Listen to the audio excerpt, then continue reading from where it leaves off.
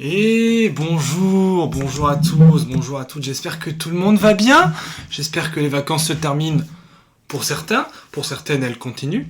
Bref, on se retrouve aujourd'hui et je suis très content, parce que déjà j'ai trouvé un emploi et ça c'est toujours un bonheur. Non, on se retrouve aujourd'hui pour parler non pas de un, mais de deux projets Marvel, à savoir, dans un premier temps nous allons parler de Echo, la nouvelle série Marvel, la mini-série puisqu'il n'y a que 5 épisodes, et ensuite nous parlerons quelques mots, quelques phrases vite fait sur What If saison 2, générique par Mehdi et Toussi. Elle a kiffé la mélo, là j'suis dans le thème, j'suis dans ça. Elle a kiffé la mélo, là j'suis dans le thème, j'suis dans ça. Elle a kiffé la mélo, là j'suis dans le thème, j'suis dans ça. Elle a kiffé la mélo, là j'suis dans le thème, j'suis dans ça. Elle a kiffé la mélo, j'suis dans ça. Elle a kiffé la mélo, j'suis dans ça. Elle a kiffé la mélo, j'suis dans ça.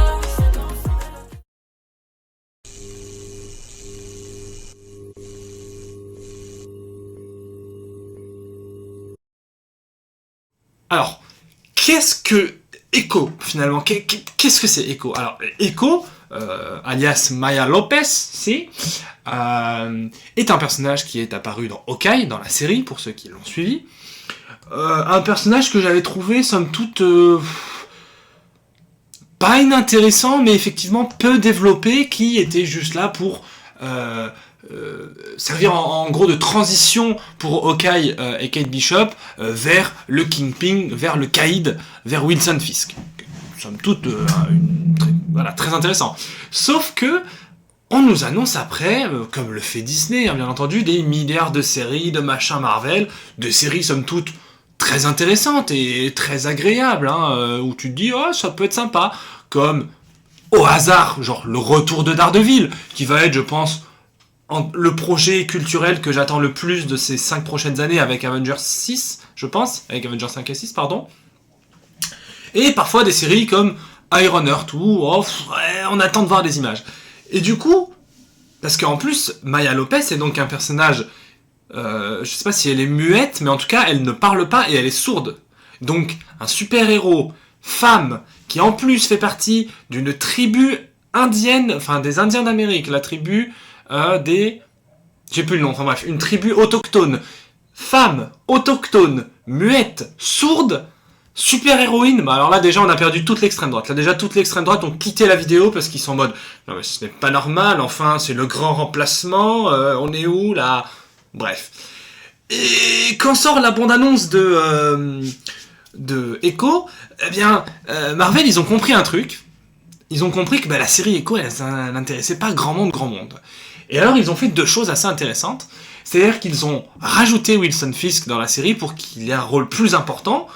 Et ils ont dit, alors en fait il y aura deux choses dans cette série. La première c'est que ce sera sur la bannière Marvel Spotlight, à savoir que c'est un projet Marvel que tu peux regarder sans avoir rien vu du MCU et totalement comprendre, et je trouve que c'est une très bonne idée pour Marvel de faire ça.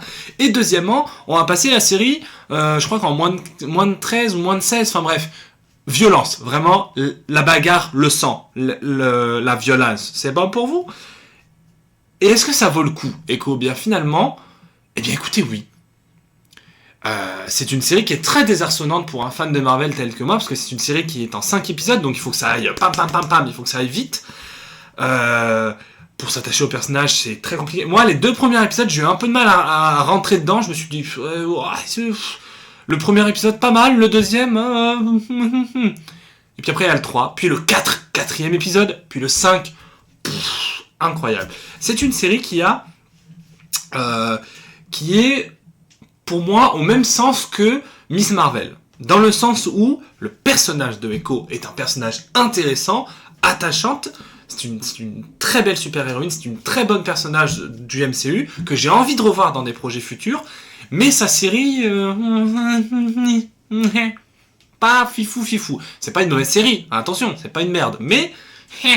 c'est oubliable. Dans le sens où, ça va aller très vite sur cette série, les quelques fulgurances cinématographiques, de montage, d'idées de plan, de réalisation, sont dans les scènes de combat. Dès qu'il y a de la baston, c'est généreux, c'est comme Daredevil, il y a du sang, il y a des tripes, il y a de la bagarre, il y a des guns, on adore, c'est un pur bonheur. Moi, J'ai hâte de revoir le Punisher aller trucider des Germaniques. Bref, bon, voilà, on verra ça. Pourquoi j'ai dit Germanique d'ailleurs, on ne sait pas. Bref, on verra. Et donc Echo, je me suis encore perdu. Et donc Echo, en dehors de ces scènes de combat, c'est pas moche visuellement, c'est plat. C'est-à-dire que c'est globalement, c'est comme si Quentin Dupieux avait réalisé. C'est-à-dire que y a pas d'idée en dehors des scènes de combat. Il y a des belles lumières, hein, il y a des fois des petits plans assez sympas, mais il n'y a pas d'idée de mouvement de caméra, il n'y a pas d'idée de placement dans le décor, de cadrage. C'est très simple dans le sens, mais je trouve que c'est un très beau tour de force de Alaqua Cox. Hein, je crois que c'est comme ça qu'on prononce son prénom, désolé si j'écorche, parce que elle porte une série à elle toute seule, sachant que elle ne parle qu'en langue des signes. Donc essayer de faire passer des émotions aux spectateurs par les gestes et par uniquement le visage, c'est quand même très fort, je trouve. Et c'est un défi qui est pour moi entièrement réussi. Et puis d'ailleurs, c'est un nouveau crush pour moi. Hein. Echo, elle est magnifique, voilà. Et même au-delà de ça, je pense que c'est une très très bonne actrice finalement, cette personne. C'est validé par le Captain.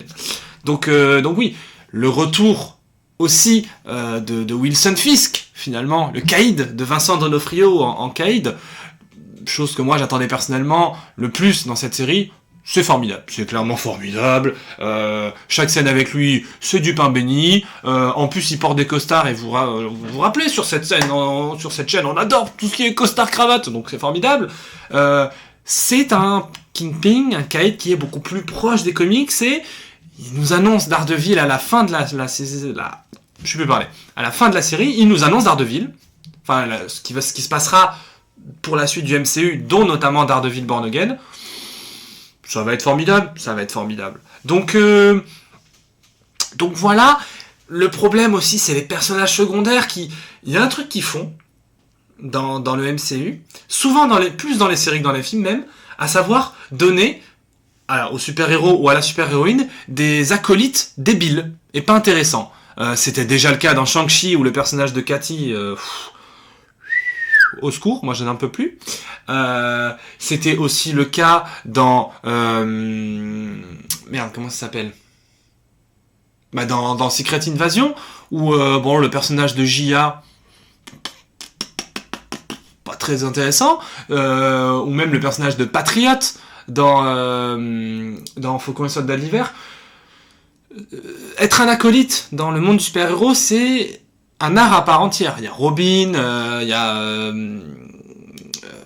Superboy, enfin voilà, c'est quelque chose de très très important. Bref, ça ce sera pour une autre vidéo. Donc les persos secondaires sont pas hyper marqués, sont pas hyper bien caractérisés. Donc pour faire simple sur cette série, c'est une bonne surprise dans le sens où elle a réussi à m'intéresser et où elle a réussi à moi me tenir en haleine et à me dire putain, qu'est-ce qui va arriver au personnage ?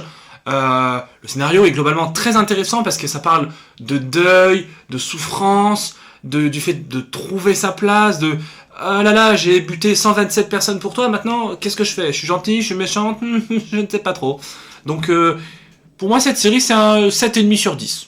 C'est un 14,5 sur 20. Voilà, c'est pas trop mal, mais peut mieux faire. Peut mieux faire.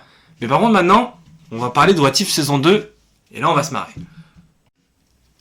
Alors, What If saison 2, c'est mieux que Loki saison 2, voilà. Voilà. Marvel Studios avait dit, à l'époque de Avengers Endgame et des premières séries qui sont sorties, que, alors les séries Marvel, il n'y aura qu'une saison. Ce qui est une bonne chose, je trouve. Parce que ça permet d'introduire un ou plusieurs personnages dont ils pourront se resservir par la suite, hein, ce qui est assez... pas mal, notamment le personnage de Monica Rambeau, qui est réutilisé dans The Marvels, entre autres choses. Donc, voilà. Et il nous annonce Loki saison 2, vous savez, j'ai fait une vidéo dessus, vous savez ce que j'en pense. Et puis là, What If saison 2, moi, What If saison 1, j'avais surkiffé. J'avais adoré l'animation, les musiques, le montage, les plans, les morales, enfin pour moi c'était un 10 sur 10 cette série parce que ça permettait aux scénaristes de dire, tiens, viens on fait des dingueries et on a carte blanche. Enfin c'était quand même assez ouf. Notamment le premier épisode de What If, c'était quoi ? C'était Et si Peggy Carter devenait s'était injecté le sérum à la place de Steve Rogers. Formidable. Ça, c'est formidable. Ça, pour moi, c'est exceptionnel. Hein. Et puis, du coup, les bons personnages qu'il y avait dans cette série sont de retour dans la saison 2, notamment Captain Carter, ou encore le Supreme Strange, qui est un personnage, mais formidablement bien écrit, qui est exceptionnel. Et en plus, ce qui est très bien dans What If, c'est qu'il y a beaucoup d'acteurs et d'actrices du MCU qui reprennent leur rôle.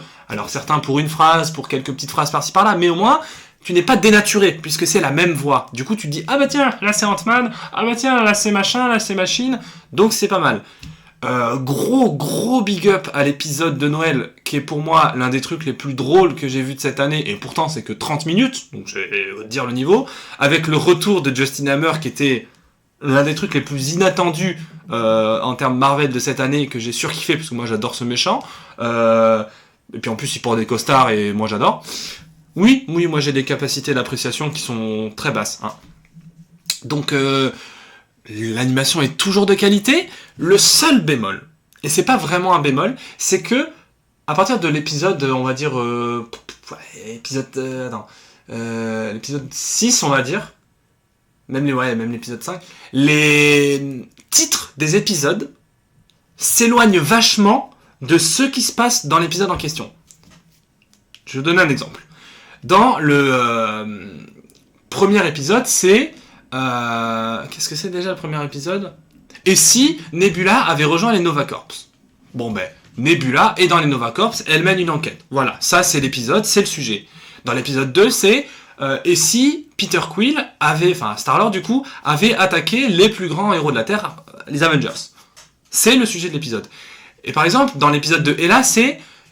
et si Ella avait trouvé les 10 anneaux, sauf qu'en fait, elle ne les utilise jamais, elle ne les a jamais en possession. Certes, elle est à côté de Wenwu qui lui les possède, mais ce n'est pas le sujet de l'épisode.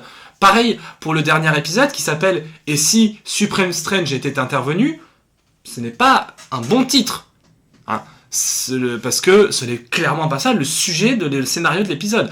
Ça n'en fait pas des mauvais épisodes. Attention, là c'est juste purement en termes de synopsis. Parce que du coup tu t'attends à quelque chose, et en fait non. Par exemple, un épisode que moi j'attendais beaucoup, c'est « Et si les Avengers s'étaient rassemblés en 1602 ?» Tu dis « Ah putain, ouais, Avengers, époque médiévale, ils vont avoir des épées et des plastrons de chevaliers, ça va être sympa. » Et au final, non du tout, rien. Donc dommage. Par contre, effectivement, je trouve que j'ai préféré personnellement What If saison 2 à Loki saison 2 pour des raisons purement personnelles, parce que les morales qui sont distribuées dans cet épisode me touchent beaucoup plus, parce que les épisodes sont beaucoup plus fun, que c'est beaucoup plus amusant à regarder, et que t'as l'impression que les scénaristes peuvent faire absolument ce qu'ils veulent. Et moi, j'appelle Marvel, je veux être scénariste sur cette série. Par exemple, je ne sais pas... et si Captain America avait sauvé Tony Stark en Afghanistan, tu vois, des trucs de fou furieux. C'est dinguerie cette série parce que tu peux tout faire. Et on nous annonce une saison 3, mais évidemment qu'on veut une saison 3, mais une saison 18 même s'il faut. Parce qu'en plus, c'est court à regarder, c'est 35 minutes un épisode. C'est formidable, et c'est pas comme ces interminables séries Netflix là, de 864 saisons avec des épisodes de 1h30.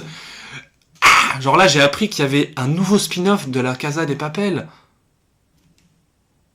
Pourquoi ? La série de base était déjà pas bien, le premier spin-off était pas bien, donc arrêtez. Bref, je m'égare, c'est pas bon pour ma tension, là je suis en tachycardie. Bref. Ce que je veux dire par là, c'est que, c'est une année 2024 qui commence, et Marvel, il commence avec Marvel Echo, et que c'était globalement très bien, que What If saison 2 c'était aussi très bien, et que Marvel cette année, ils ont quand même, qu'est-ce qu'il y a qui sort cette année, Melvin ? Deadpool 3, ça va être le meilleur film de cette année, voilà. Allez, bisous, c'était le Captain Melboy, on se retrouve à bientôt pour de prochaines vidéos.